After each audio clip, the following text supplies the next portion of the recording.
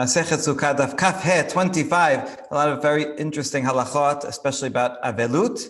And we begin with the Mishnah, Sheluche Misvah Peturim Min HaSukkah. Someone who's on his way to perform a mitzvah. For example, he's going to learn Torah with his rabbi. He's going to visit someone who's sick. Someone's going to redeem a captive person. And so he's on the way. And while he's involved in that mitzvah, he doesn't have to sit in the sukkah. It's a more general rule that shulchem mitzvah peturim min ha-mitzvah. When you're involved in any mitzvah, you don't have to do another one. It's like, your boss tells you, go to the bank. Oh, now you also have a meeting. Okay, you can't do both. You got to do one or the other. As the Rishonim discuss, does this rule apply even when you can do both? All right, let's say I'm on my way, but but I could stop off for lunch and there's a sukkah on the way. Am I patur anyway, or only if it's out of the way and now I'm going to get delayed and I'm going to miss the thing I'm doing? Only then patur min ha-mitzvah. So that's a machloket between the Rishonim, in which cases this applies.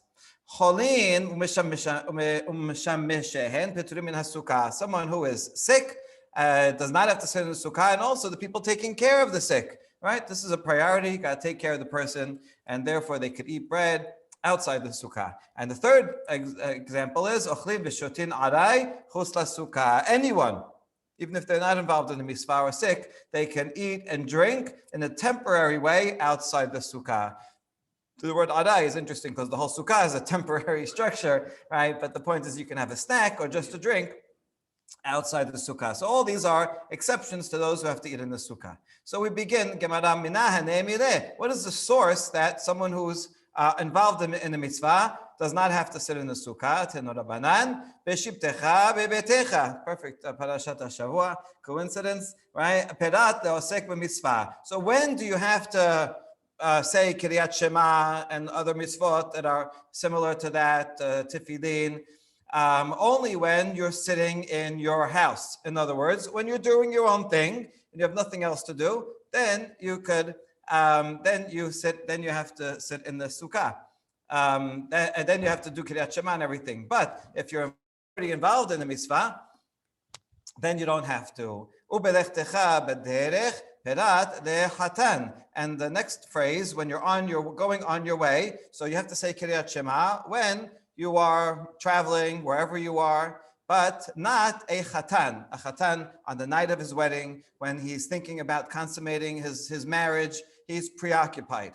And so therefore, he does not have to say Kiryat Shema. Now, technically, that's also mitzvah. So how come he's not included in the B'shibtecha Betecha? He's involved in mitzvah, so he's patur from a mitzvah. You might say the same thing. Tosafot asked this question, and they say, no, a chatan is even more, because a chatan, even while he's just sitting around, not involved in the mitzvah, he's sitting during the party, people are serving him, he's not involved in any particular mitzvah, he's traveling, whatever. So even at the times when he's not actually involved in that mitzvah, he's still patur. So that's why he has an extra thing.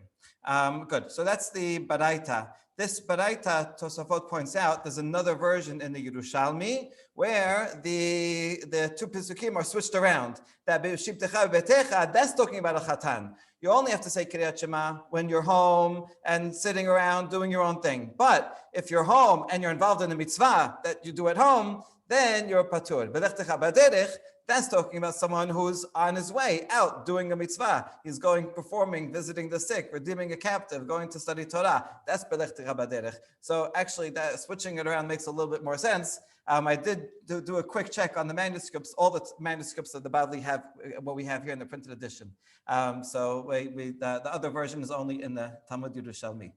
Okay, Mikan Ameru hakoneset betula patur bet almana chayav, and therefore the rabbi said that someone who marries a betula when it's her first marriage, then he does not say Kiryat Shema, but for almana chayav. Now, what would be the difference? For him, it's also mitzvah, right? Both ways. So what's the difference between betula and almana for him? Well, he's still more preoccupied regarding the betula. He's afraid, what if there's no dam betulim? Right? And now you have to go back to the drawing board, go back to the negotiations, how many goats we paid and all that. Okay, so that's another preoccupation besides just the mitzvah part of it and the general preoccupation with that act. Okay, so my mashma. Now the Gemara is confused. How does the pasuk exactly mean this when it says belechtecha baderech? How exactly does that mean not a chatan? Amar Rav Huna ka derech ma derech reshut afkol reshut. Apokehai the mitzvah asuk. When it says baderech, we're reading it as if it says ka derech. Like when you're on your way. Usually, when you're going somewhere, you're walking around because of your own voluntary will. I decide I want to go here, I want to go there. So it has to be anything like that. When you're not involved in anything particular, then you have to say Shema. But otherwise, if you're going for a particular reason for a mitzvah, then you're involved in that. You don't have to say Shema or sit in the Sukkah. So, right, this is a continuation of the explanation. Where is he going? Isn't he going for mitzvah? And nevertheless, you have to say Shema. מהי בשבתך ובלכתך, ולכת אידך הוא דמחייבת, בלכת דמצווה פטירת. So now we're zeroing in. We're actually learning it from בלכתך, for your going. When you are going on your own, for your own purposes, then you have to say Shema. But if you're going as a shaliach for Hashem, for the Torah, then you're not under your own control. You can't divert, right? If you're on a business trip, you can't decide to take a day off and go to museums. I'm on a business trip. I'm not on my own time. So you only have to say Shema when you're on your own time, doing your own thing, your own sitting, and not sitting for a mitzvah. Okay, good. Wait, if that's true, then almana also. That's also mitzvah. It's not your own sitting and going. Koneset betula terid, koneset almana la terid. No, there's still a difference in psychologically. A person who is marrying a betula it's not only the mitzvah, it's also that he can't concentrate properly on Shema because he's thinking about the betulim and his first marriage and all that. So he just simply can't concentrate. But almana, he's not preoccupied in the same way. Okay, nowadays, halakha l'maaseh, we don't follow this. Even chatanim, they say Kiryat Shema. And the reason is because they say most people aren't concentrating on Shema every day anyway. So it's not like the chatan, if back in the day when everybody was really concentrating, okay, this guy, he can't say Shema. But okay, this night is really every other day, you're doing a perfect job. So it's the same as every day. So therefore, we don't do this. Okay, I brought one example of someone who is preoccupied, so he can't concentrate. So maybe that applies to other cases, people who are preoccupied and can't concentrate. What if someone, his merchandise sank on a ship, right? And now he's all upset. Oh no, what am I going to do? My whole business tanked. He can't concentrate on Shema. Maybe you'll say he's also patur. Maybe you'll say, yeah, indeed, that's the case. אבל חייב בכל המצוות האמורות בתורה, חוץ מן התפילין, שהרי נאמר בהן פאר.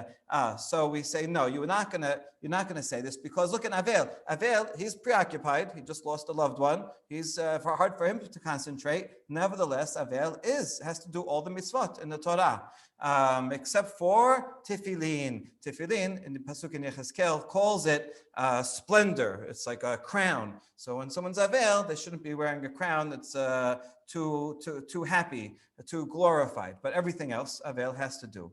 Okay, we have to distinguish between aninut and avelut, right? Aninut means the first, before the body is buried, that's onen. Onen is patur from all mitzvot aseh, because he's involved in the mitzvah, right? You have to go and bury the person. Other people also who are involved, right, are also peturim. So therefore, onen does not say shema, berachot, all that. We're talking here about avel. Avel means after the burial for those 7 days.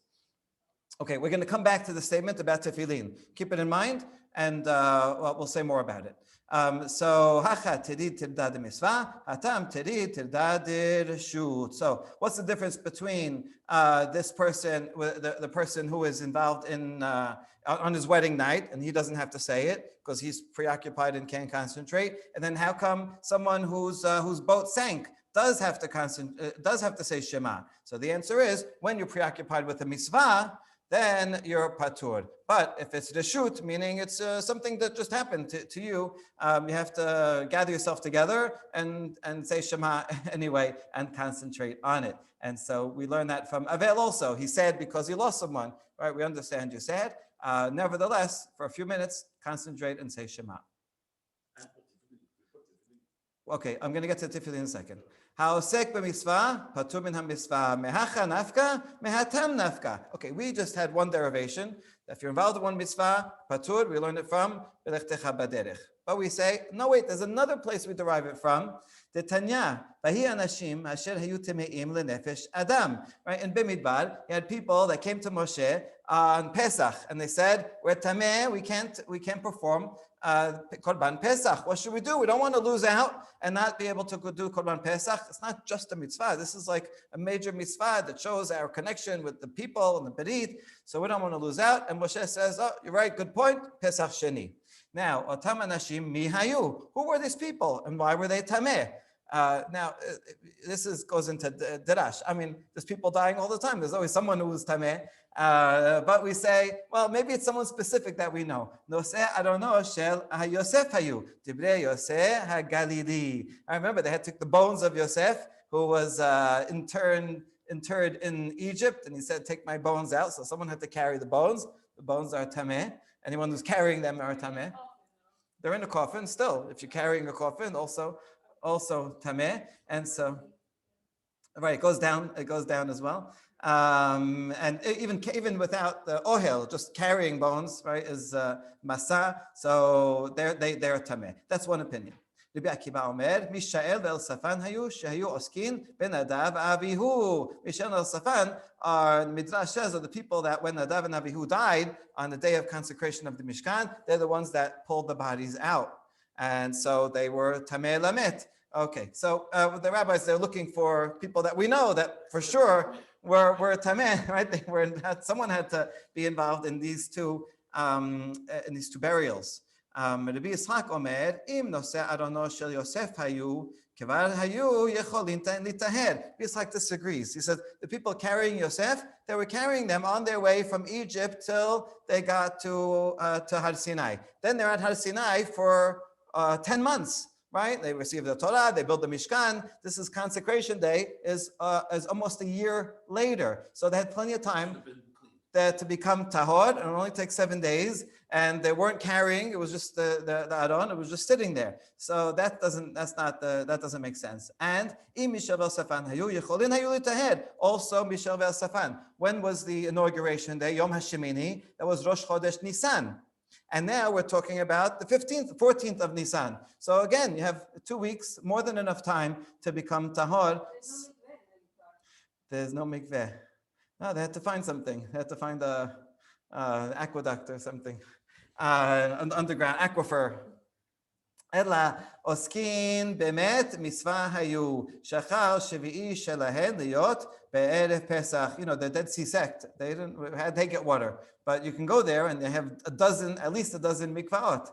They built a whole aqueduct system, and the few times that it rains throughout the year, they collect all that water in cisterns and mikvaot, and they use it. So even in the desert, you got to find something. Okay, so rather, Rabbi Yitzchak has a different answer, and he says they were involved in met mitzvah, right? Someone died out there. Technically, it could be a relative also, but met mitzvah makes even more sense because then they could ask a question: do we have to? Should we come? They're a few days before Pesach. Met mitzvah. They're going to go to Moshe. Well, what should we do if we do this mitzvah? We won't be able to do Korban Pesach. So Moshe says, no, bury the dead and don't forget about Korban Pesach. So there you go. Ha'osek mitzvah. But mitzvah, they're involved in burying the dead, and therefore they're making themselves not able to do Korban Pesach.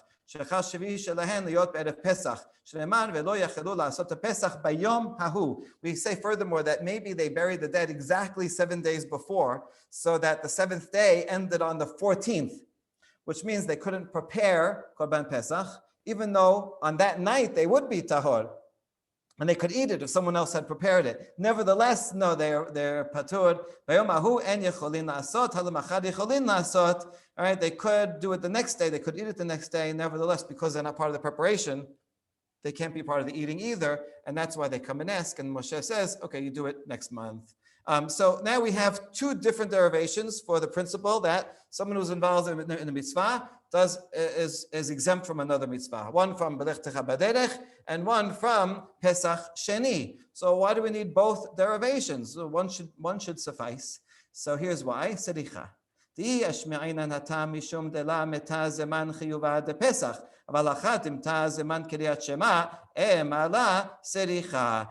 I only had the one regarding Pesach Sheni, I would say there, Pesach didn't come yet. So right now, there's a dead person. I have to do the mitzvah now. The other mitzvah doesn't apply yet. So I would say, in that case, yes, you're involved in this mitzvah, do this mitzvah, and you'll worry about the next mitzvah later.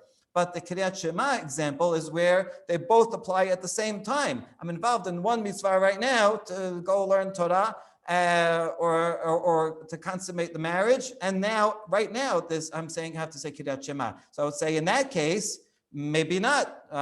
So therefore, I need the case of I need that case. If you only told me regarding Kiryat Shema, if you miss Shema, there's no karet. So I would say in that case, okay, patur. What's the big deal? It's just you missed out on an opportunity for an aseh. You didn't violate karet. But then I might say regarding Pesach, no, that's karet. No, so you know what? Don't bury the dead guy, right? Yeah, if you're going to miss out on Korban Pesach is more important, karet. So therefore, shulchan mitzvah are not patur from the mitzvah. In the case of Korban Pesach, still an aseh. It's not karet. Let's say I didn't do it. I saw a dead guy and that's a different. Right. Okay, good. So you say, might think it's more serious than I don't. So that's why we need both derivations, that even if it's not simultaneous and even if it's not karet, in all cases, if you have one mitzvah to do, you don't have to do the other. Okay, so that concludes that whole discussion. But now you mentioned this thing about tefillin. We want to go back to that and analyze it further. So gufa. Amar Rabbi Abba bar Zavda Amar Rav. We're going to see three different statements by Rabbi Abba bar Zavda in the name of Rav. So this is the first of a whole series.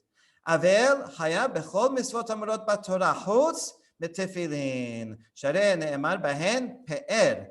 מדמר לרחמנה לחזקאל פארך חבוש עליך.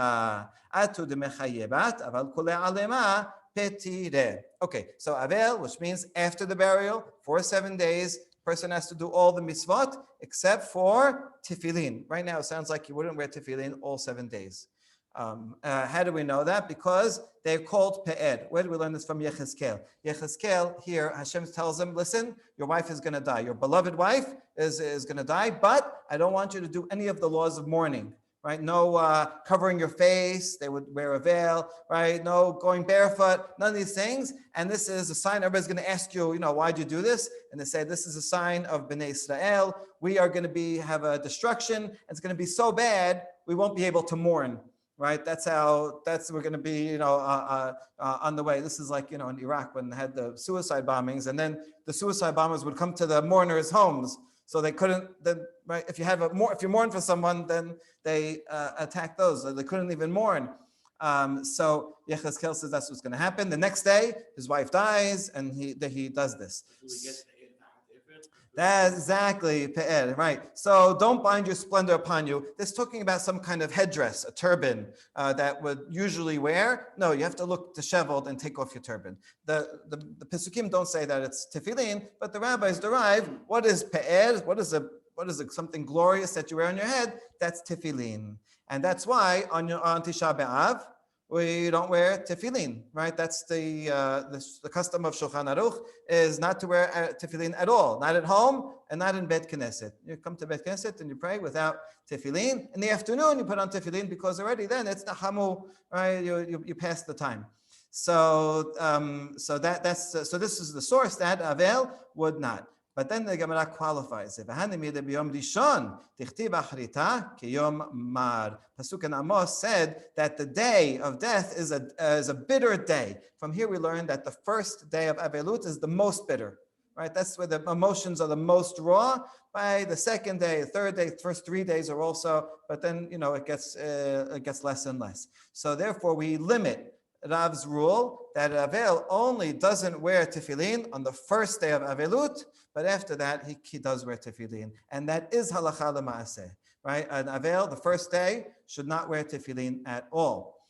People get confused because they think it's because they were onen in the morning. Usually we bury sometime, at noon, whatever, 11 a.m. So because a person is onen, he doesn't pray at all, doesn't say berachot, he certainly doesn't put on tefillin. And then he goes and he buries. Now, some people, they want to be machmir. They say, I didn't put on tefillin today. When they come back from the burial, they go and put on tefillin. This was never the custom. This was never done. It's something people decided to do on their own, and it gets against the halacha. Because this not putting on tefillin is not only because of onen in the morning. The entire first day, Shulchan Aruch says, no tefillin. Right? It's what's besides the praying and other things. Like if the burial was early in the morning and you still have a chance to say Kiryat Shema afterwards, okay, you could say Kiryat Shema. But tefillin should not be worn until the first day. It's not an isur though, right? It looks like it's just your patur. I think it's an patur. I mean, if you want to do it, is it? I don't know. It seems it will be negative. You're supposed to show your mourning, and then you're going out with all splendor. It's not appropriate. He specifically has to because he's the exception. He says, you, Yechezkel, I want you to go dressed nicely and everything and don't do any customs of mourning because everyone's going to ask, how come you're not doing this? And he's going to say, because of this is happening to you and you won't be able to mourn. So he's the exception. From his exception, we actually learn a lot of the laws of mourning. Okay, so this is very important, very interesting halacha. And so it's good to know this. Okay, now we have a second statement, also in the name of Rav, on the same theme. Seems there was a collection of different statements Rav said about this. Avel haya b'sukkah. Avel has to sit in the sukkah. Not again. Onen would not have to sit in the sukkah before the burial, but someone who's avel would have to. I mean, you don't actually you don't practice avelut on the holiday. Right. So if it happened before, then it would break. If someone had happened on the holiday, then he wouldn't start. He wouldn't start till after. Okay, but it seems nevertheless within that period, he still has to sit in the sukkah. Peshita obviously does. Avel has to do all the mitzvot.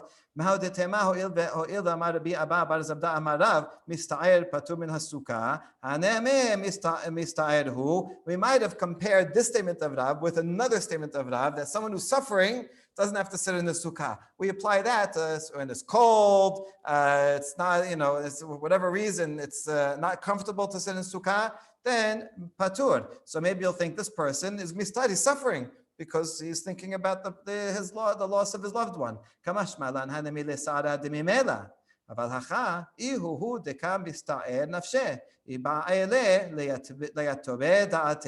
when Rav said someone who's suffering patur min hasukah, that's talking about suffering that comes on its own, like it's too hot, it's too cold, it's too smelly. But here, it's something that's internal. You are feeling suffering psychologically because you're thinking about your loss. All right, it's a holiday, right? You got to take a break, concentrate on the happiness of the day, and sit in the sukkah. So your suffering has nothing to do with the. Are you going to feel any better if you go inside? You're still going to be suffering, right? It's not related to the sitting in the sukkah. I remember, Shabbat also, we shouldn't experience mourning. I remember the Shabbat when Rabin was assassinated, and I was on a Shabbaton with Rav Lichtenstein for Gush Etzion Shabbaton, and we heard the news. It was on Shabbat, and so we all heard the news. We're talking about, we're talking to each other, students, and Rav Lichtenstein is going on giving the Rasha during Sudah Shishit, like nothing happened. We figured maybe he didn't hear about it. He's all excited and thing. And then the second they said Havdalah, his face dropped and he went and felt, see, on Shabbat, he said, I'm going to push off my reaction, my emotions till after Shabbat. So that was an instructive story. Okay. Now a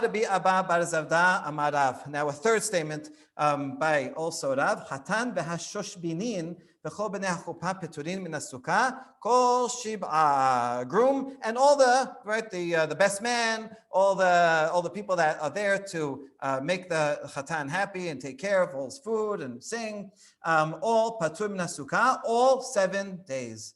There's always a parallel between Avelut and the 7 days of Chatan, right? There's a lot of parallels. I can't even get to them now. But in both, you're preoccupied with comforting someone or making someone happy. Mai ta'ama mishum deba'u lemechdeh v'lechlu b'sukkah, because they have to rejoice. And you have to eat in the sukkah, and then they have to rejoice. So it's hard to rejoice in the sukkah. So we want to use the home to do that. So then we ask, okay, so I know you want to eat a meal, so eat in the sukkah and sing in the sukkah. So have your sheva berachot in the sukkah. What's the problem?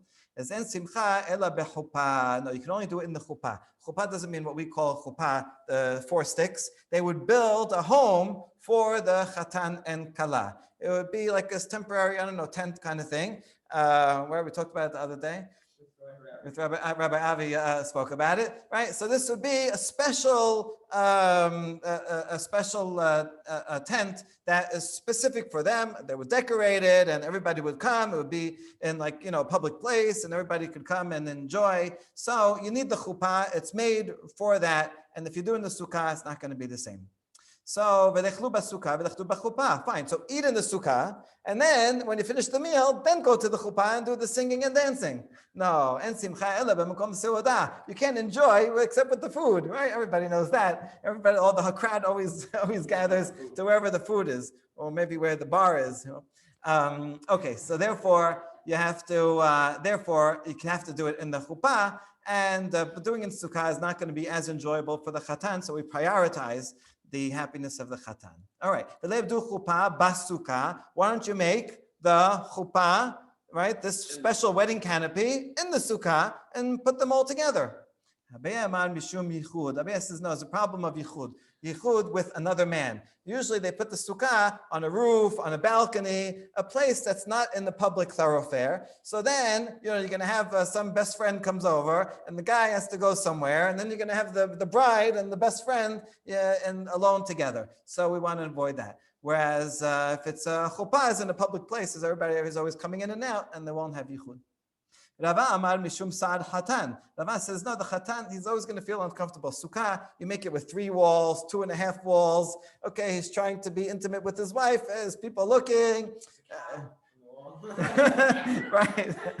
The elephant is making noise. So, right. Okay. So my benayu, what would be a practical difference between Abaye and Ravai? So practical one is if you put the sukkah in a place that's in the middle of the street on the sidewalk, and there's a lot of people that come all the time, so then you're not going to have yichud.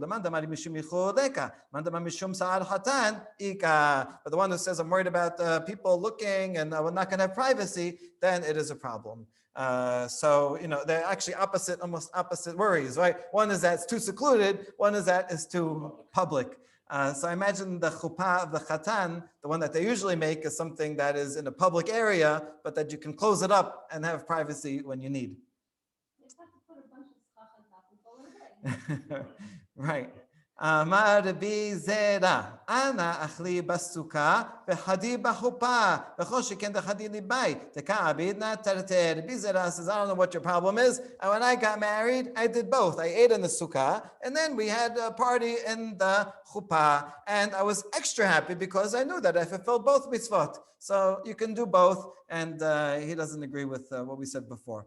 Tenor Rabbanan, Chatan v'hashush binin v'chol b'nei chuppah peturim min ha'tefila u'min ha'tefilin v'chayabin b'kriyat shema. So the Chatan and all the people that are making him happy and do not have to patur from prayer and tefillin, but they do have to say kriyat shema. Mishum Rabbi Shela Ameru Hatan Patur Veshush Panim V'chol B'nei Chuppah Hayavin. See the first one, Kriyat Shema. is more important. It's the oraita, and you don't have to. You can have some concentration just for a few minutes to say Kriyat Shema.